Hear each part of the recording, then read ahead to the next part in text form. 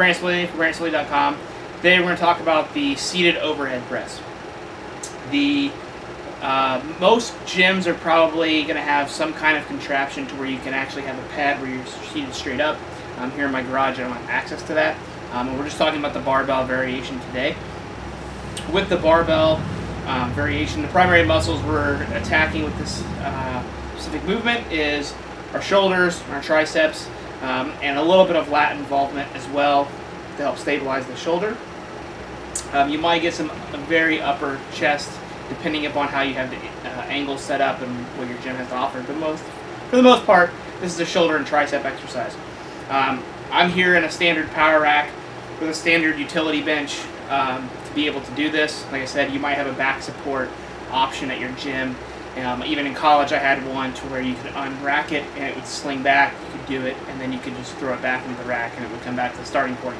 Almost like a monolift for overhead press. So when we do these here, primarily you just want to make sure that you're sitting good and tall. You got the rack set at around chin level, give or take. It's going to depend on your rack. Hands are going to be a little bit wider than shoulder width, almost in your bench press grip position, if you will. So for me, that's usually about my pinkies to ring fingers on the power rings. This is a standard power bar. For here, I prefer to have my thumbs around the bar, not only for safety reasons, but I feel like I can grip the bar better. Once you're able to unrack the bar here, it's a little high, but just for demonstration purpose, the bar is going to stay here underneath my chin, and notice how my elbows are underneath my wrists. Then you're just going to go to press overhead. Push up overhead. You want your head to come through the window, up tall, and back to the starting position.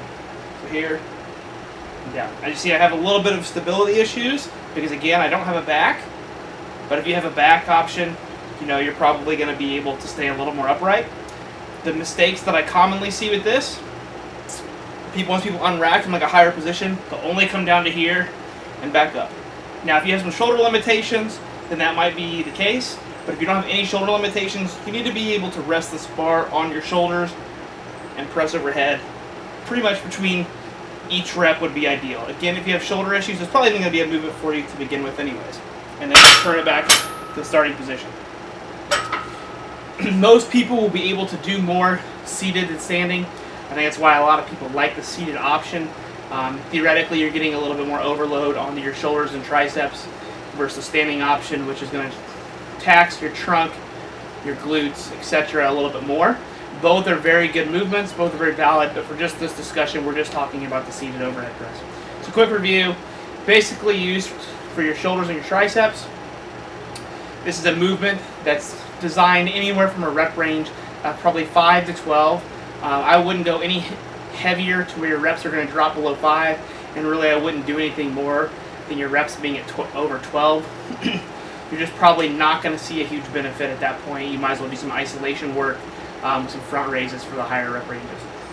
So this is a good way to start a shoulder training exercise, attack specific weak points if you're a power lifter, or just in general get a secondary press day to your regular programming and have a main movement that utilizes a barbell to help build your bench press or your overhead press if you are a strongman competitor.